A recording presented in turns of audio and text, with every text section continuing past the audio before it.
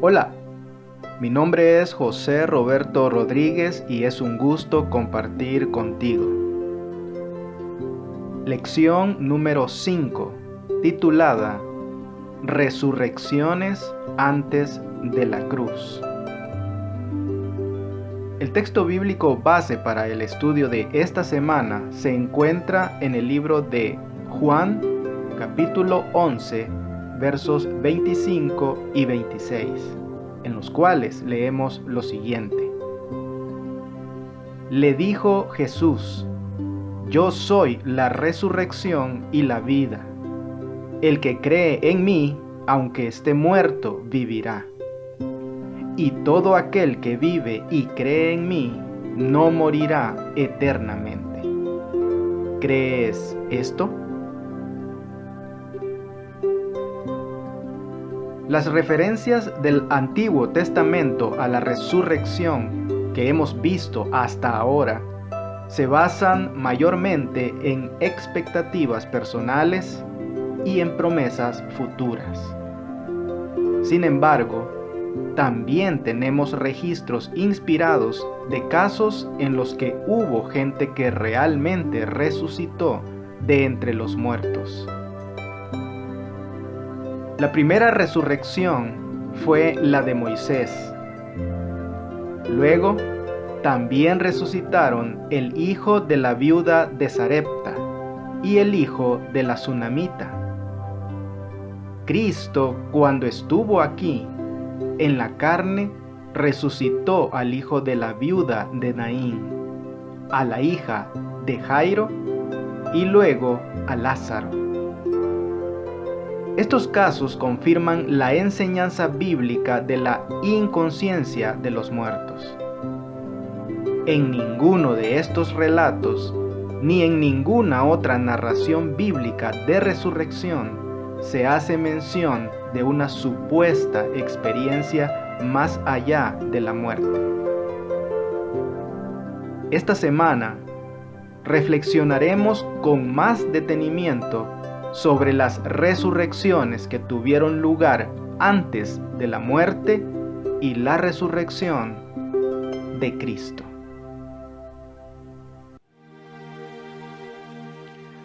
Leamos en Judas 9. Pero cuando el arcángel Miguel contendía con el diablo, disputando con él por el cuerpo de Moisés, no se atrevió a proferir juicio de maldición contra él, sino que dijo: El Señor te reprenda. Y en Lucas capítulo 9, versos 28, 30 y 31. Aconteció como 8 días después de estas palabras que tomó a Pedro, a Juan y a Jacobo, y subió al monte a orar. Y he aquí 2 varones que hablaban con él, los cuales eran Moisés y Elías, quienes aparecieron rodeados de gloria y hablaban de su partida, que iba Jesús a cumplir en Jerusalén.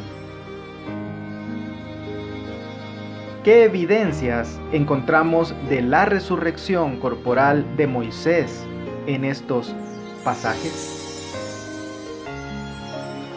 Algunos padres de la iglesia griega de Alejandría argumentaron que cuando Moisés murió, se vieron 2 Moisés, uno vivo en el espíritu, otro muerto en el cuerpo. Un Moisés que ascendió al cielo con los ángeles, el otro enterrado en la tierra. Esta distinción entre la hipótesis del alma y la sepultura del cuerpo podría tener sentido para quienes creen en el concepto griego del alma inmortal, pero esa idea no figura en la Biblia. Judas 9 confirma la enseñanza bíblica de la resurrección del cuerpo de Moisés, porque la disputa era sobre el cuerpo de Moisés y no sobre ninguna presunta alma sobreviviente.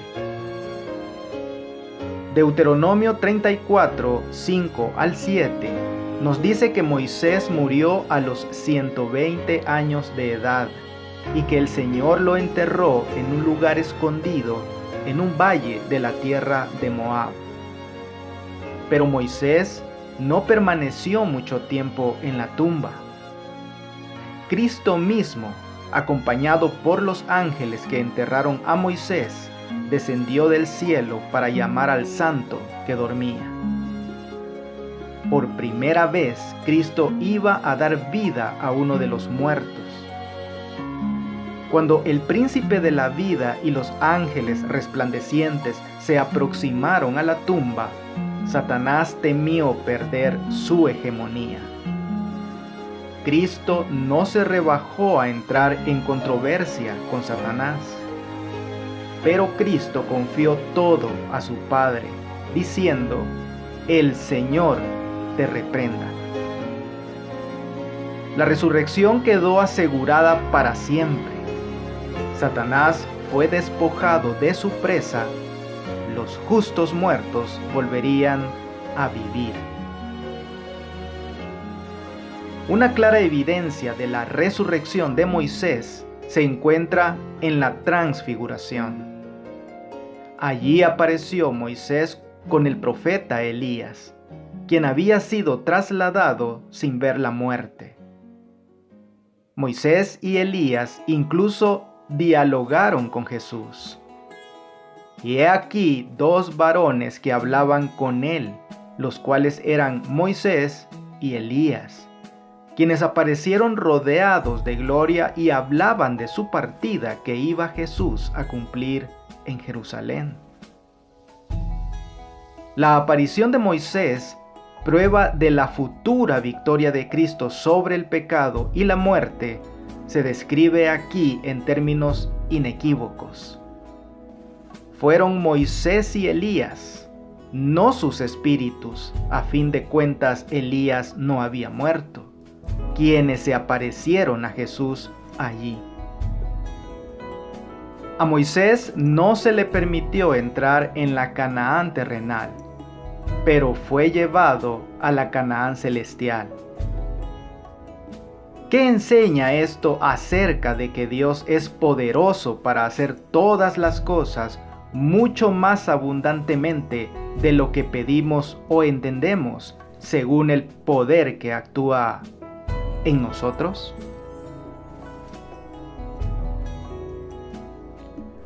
Leamos en Primera de Reyes, capítulo 17, versos 21 y 22.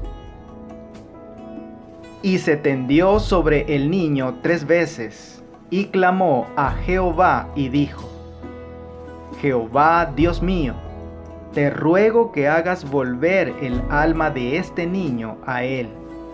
Y Jehová oyó la voz de Elías, y el alma del niño volvió a él, y revivió. Y Segunda de Reyes, capítulo 4, versos 34 y 35. Después subió y se tendió sobre el niño, poniendo su boca sobre la boca de él, y sus ojos sobre sus ojos, y sus manos sobre las manos suyas. Así se tendió sobre él, y el cuerpo del niño entró en calor. Volviéndose luego, se paseó por la casa a una y otra parte, y después subió, y se tendió sobre él nuevamente. Y el niño estornudó 7 veces, y abrió sus ojos. ¿Qué similitudes y diferencias ves en estas dos resurrecciones? En Hebreos 11 leemos que por fe las mujeres recibieron sus muertos mediante resurrección. Esto ocurrió con las 2 resurrecciones descritas en los pasajes de hoy. La primera ocurrió durante la gran apostasía de Israel, bajo la influencia del rey Acab y de su esposa pagana Jezabel. Mientras una grave sequía estaba devastando la tierra, Dios ordenó a Elías que fuera a Sarepta, una ciudad no perteneciente a Israel. Allí conoció a una pobre viuda fenicia que estaba a punto de cocinar una última comida miserable para ella y su hijo, para luego morir. Pero salvaron su vida gracias al milagro de la harina y el aceite, que no se agotaron hasta que pasó la sequía. Poco después, su hijo se enfermó y murió. Desesperada, la madre le suplicó ayuda a Elías, quien clamó a Dios. El Señor oyó el clamor de Elías y el muchacho volvió a la vida. La segunda resurrección tuvo lugar en Sunem, una aldeíta al sur del monte Gilboa. Eliseo había ayudado a una viuda pobre a pagar sus deudas mediante el milagro de llenar muchas vasijas de aceite. Más adelante, en Sunem, conoció a una destacada mujer casada sin hijos. El profeta le dijo que tendría un hijo, y sucedió según lo predicho. El niño creció y era sano, pero un día enfermó y murió. La sunamita fue al monte Carmelo y le pidió a Eliseo que la acompañara para ver a su hijo. Eliseo oró persistentemente a Dios y finalmente el niño revivió. Estas mujeres tenían diferentes trasfondos, pero la misma fe que salva. La viuda fenicia recibió al profeta Elías en un momento extremadamente difícil, cuando no había un lugar seguro para él en Israel.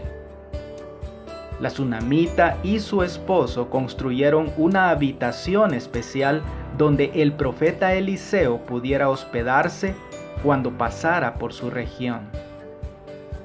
Cuando los dos niños murieron, sus fieles madres apelaron a esos profetas de Dios y tuvieron el gozo de ver a sus hijos resucitar.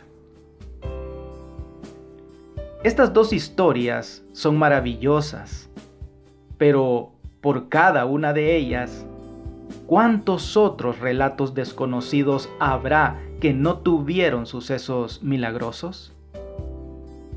¿Y qué debería enseñarnos este triste hecho acerca de la centralidad de nuestra fe en la resurrección prometida para el tiempo del fin? Leamos en el libro de Hechos, el capítulo 10, verso 38. Cómo Dios ungió con el Espíritu Santo y con poder a Jesús de Nazaret, y cómo éste anduvo haciendo bienes y sanando a todos los oprimidos por el diablo, porque Dios estaba con él.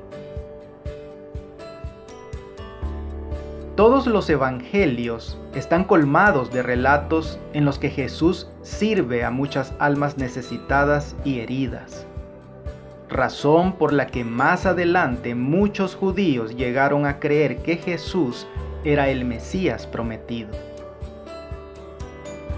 Había aldeas enteras donde no se oía un gemido de dolor en casa alguna, porque Él había pasado por ellas y sanado a todos sus enfermos. Su obra daba evidencias de su unción divina. En cada acto de su vida revelaba amor, misericordia y compasión. Su corazón rebosaba de tierna simpatía por los hijos de los hombres. Tomó la naturaleza del hombre para poder simpatizar con sus necesidades. Los más pobres y humildes no tenían temor de acercarse a él. Aún los niñitos se sentían atraídos hacia él. Leamos ahora en Lucas, el capítulo 7, los versos 13 y 14. Y cuando el Señor la vio, se compadeció de ella y le dijo: no llores. Y acercándose tocó el féretro, y los que lo llevaban se detuvieron. Y dijo: joven, a ti te digo, levántate. ¿Qué diferencia importante hay entre lo que sucedió en esta resurrección y los casos que vimos anteriormente?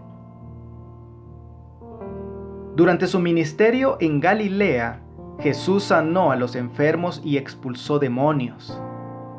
En cierta ocasión, él y sus seguidores estaban aproximándose a las puertas de Naín cuando una procesión fúnebre salía por esas puertas. En el ataúd abierto estaba el único hijo de una viuda, que lloraba desconsoladamente. Lleno de compasión por la madre afligida, Jesús le dijo: no llores. Entonces Jesús se volvió hacia el hijo muerto en el ataúd y le ordenó: joven, a ti te digo, levántate. El hijo resucitó y Jesús lo dio a su madre. La presencia de Jesús cambió completamente el escenario, y muchos que habían presenciado el milagro supieron no solo que había sucedido algo asombroso, sino además que alguien especial, lo llamaron un gran profeta, estaba entre ellos.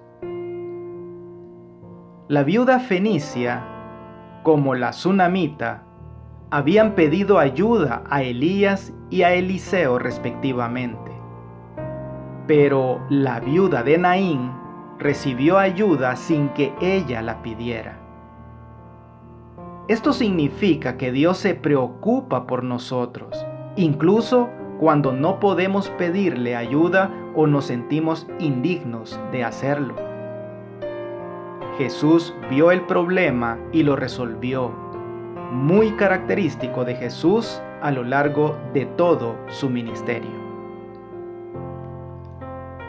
La verdadera religión implica cuidar de los huérfanos y las viudas que nos rodean, aunque obviamente no podemos hacer todos los milagros que hizo Jesús. ¿Qué podemos hacer para servir a quienes sufren a nuestro alrededor? Las resurrecciones antes de la muerte y la resurrección de Jesús no se limitaron a ningún grupo étnico específico ni a ninguna clase social en particular.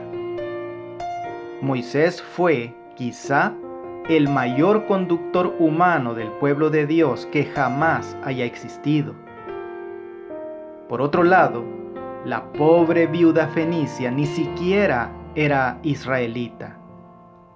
La tsunamita era prominente en su comunidad, aunque no era hebrea. La viuda de Naín tenía un solo hijo, del que probablemente dependía. Por su parte, Jairo era un dirigente de la sinagoga, probablemente en Capernaum. Más allá de sus diferentes antecedentes culturales o estatus social, el poder vivificante de Dios bendijo a todos ellos. Leamos en Marcos capítulo 5, los versos 23 y 24. Y le rogaba mucho, diciendo: mi hija está agonizando. Ven y pon las manos sobre ella para que sea salva y vivirá. Fue pues con él y le seguían una gran multitud y le apretaban. Y ahora los versos 39, 41 y 42. Y entrando les dijo: ¿por qué alborotáis y lloráis? La niña no está muerta, sino duerme. Y tomando la mano de la niña le dijo, Talita cumi, que traducido es, niña, a ti te digo, levántate. Y luego la niña se levantó y andaba, pues tenía 12 años, y se espantaron grandemente. ¿Qué podemos aprender de la muerte a partir de las palabras de Cristo, la niña no está muerta, sino duerme? La hija de Jairo, de 12 años, yacía mortalmente enferma en su casa. Por lo tanto, él buscó a Jesús y le rogó que fuese a su casa y pusiera sus manos sanadoras sobre ella. Pero antes de que pudieran llegar allí, alguien ya llevó la triste noticia. Tu hija ha muerto. ¿Para qué molestas más al maestro? Entonces Jesús le dijo al padre afligido, no temas, cree solamente. De hecho, todo lo que el padre podía hacer era confiar totalmente en la intervención de Dios. Al llegar a la casa, Jesús les dijo a los que estaban ahí reunidos, ¿por qué alborotáis y lloráis? La niña no está muerta, sino duerme. Lo ridiculizaron porque, 1, sabían que ella estaba muerta, y 2, no comprendieron el significado de sus palabras. La consoladora expresión por la cual el sueño equivale a la muerte parece haber sido la forma favorita de Cristo para referirse a ese estado. La muerte es un sueño, pero es un sueño profundo del cual solo el gran dador de la vida puede despertarnos, porque solo Él tiene las llaves del sepulcro. Después de la resurrección de esta niña, los que la vieron se espantaron grandemente. No es para menos. Por ahora la muerte es definitiva, absoluta y aparentemente irreversible. Haber visto algo como esto con sus propios ojos seguramente debió haber sido una experiencia increíble que les cambió la vida. Las palabras de Jesús, no temas, cree solamente, todavía son valiosas para nosotros hoy. ¿Cómo podemos aprender a hacer esto incluso en medio de situaciones de temor que son los momentos más importantes para seguir creyendo? Leamos en Juan capítulo 11, versos 1 y 4. Estaba entonces enfermo uno llamado Lázaro, de Betania, la aldea de María y de Marta su hermana. Oyéndolo Jesús dijo, esta enfermedad no es para muerte, sino para la gloria de Dios, para que el Hijo de Dios sea glorificado por ella. ¿En qué sentido Jesús fue glorificado por la enfermedad y la muerte de Lázaro? También aquí Jesús utiliza la metáfora del sueño al hablar de la muerte. Nuestro amigo Lázaro duerme, mas voy para despertarlo. Aunque algunos pensaron que se refería al sueño literal, Jesús enunció claramente lo que quiso decir. Lázaro ha muerto. En realidad, cuando Jesús llegó a Betania, ya hacía 4 días que Lázaro había muerto. Su cadáver ya estaba en descomposición. Cuando un cuerpo comienza a descomponerse al punto de heder, no cabe duda, la persona está muerta. En este contexto, cuando Jesús dijo a Marta, tu hermano resucitará, ella reafirmó su fe en la resurrección final. Pero Jesús declaró: yo soy la resurrección y la vida. El que cree en mí, aunque esté muerto, vivirá. Y todo aquel que vive y cree en mí, no morirá eternamente. ¿Crees esto? Y Jesús agregó: si crees, verás la gloria de Dios. Marta creyó y vio la gloria de Dios en la resurrección de su hermano. La Biblia dice que la palabra de Dios creó la vida, y su palabra puede recrear la vida, como en el caso de Lázaro. Después de una breve oración, Jesús ordenó: Lázaro, ven fuera. Inmediatamente, estas personas presenciaron el poder vivificante de Dios, el mismo poder que llamó a nuestro mundo a la existencia, y el mismo poder que al final de los tiempos devolverá la vida a los muertos en la resurrección final. Al resucitar a Lázaro, Jesús demostró que tenía el poder de vencer la muerte. Y para seres como nosotros, que inevitablemente morimos, ¿qué mayor manifestación de la gloria de Dios podría haber? En Juan 11, 25 y 26, en un renglón, Jesús habla de los creyentes que mueren, y en el siguiente dice que los creyentes nunca morirán. ¿Qué nos está enseñando Jesús aquí? ¿Y por qué es tan importante entender que la muerte es un sueño inconsciente para comprender las palabras de Cristo?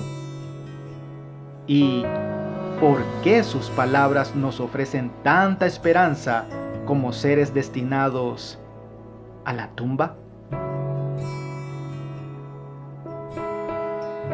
Leemos de los escritos de Elena de White en El deseado de todas las gentes. En Cristo hay vida original, no prestada ni derivada de otra. El que tiene al Hijo tiene la vida. La divinidad de Cristo es la garantía que el creyente tiene de la vida eterna. Jesús dijo: el que cree en mí, aunque esté muerto, vivirá. Y todo aquel que vive y cree en mí no morirá eternamente. ¿Crees esto?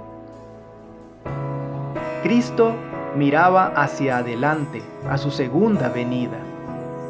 Entonces los justos muertos serán resucitados incorruptibles, y los justos vivos serán trasladados al cielo sin ver la muerte. El milagro que Cristo estaba por realizar al resucitar a Lázaro de los muertos representaría la resurrección de todos los justos muertos. Por medio de sus palabras y sus obras se declaró el autor de la resurrección. El que pronto iba a morir en la cruz estaba allí con las llaves de la muerte, vencedor del sepulcro, y afirmaba su derecho y su poder para dar vida eterna. Y ahora, algunas preguntas para dialogar. Muchos murieron durante el ministerio profético de Elías y de Eliseo, así como también durante el ministerio terrenal de Cristo. Solo unos pocos resucitaron. Piensa también en la experiencia de todos los muertos, ya sea que su resurrección haya ocurrido en el pasado o que se efectúe en la segunda venida. ¿Cuál es la diferencia, al menos en lo que respecta a sufrir la muerte? Muchos autores a lo largo de los siglos han escrito sobre la futilidad de una vida que siempre termina en la muerte. Al igual que todas las demás criaturas vivientes del mundo animal, todos morimos. Sin embargo, para la humanidad, en cierto sentido, nuestra situación es peor que para los animales, porque sabemos que vamos a morir. Ellos no. Entonces, ¿por qué es tan importante para nosotros la promesa de la resurrección? Si piensas que el alma es inmortal y que los muertos, especialmente los muertos justos, viven en el cielo después de haber muerto, ¿qué necesidad hay de la resurrección al final de los tiempos? Si alguien llama y pregunta, ¿está Sally allí? Tú podrías responder, sí, pero está durmiendo. Sin embargo, si alguien llama y pregunta, ¿está Sally allí? Tú no vas a responder, sí, pero está muerta. ¿Por qué no? ¿Qué nos enseña esto sobre la naturaleza de la muerte? Amigo y amiga, la pluma inspirada nos termina recordando que nuestra confesión de su fidelidad es el factor escogido por el cielo para revelar a Cristo al mundo. Debemos reconocer su gracia como fue dada a conocer por los santos de antaño. Pero lo que será más eficaz es el testimonio de nuestra propia experiencia. Somos testigos de Dios mientras revelamos en nosotros mismos la obra de un poder divino. Que Dios te bendiga. No olvides apoyar este ministerio suscribiéndote a mi canal de YouTube. Con esto tendrás acceso a un video resumen completamente ilustrado y animado de la lección de escuela sabática para adultos al inicio de cada semana. Espero tus likes y tus comentarios de la lección. Bendiciones.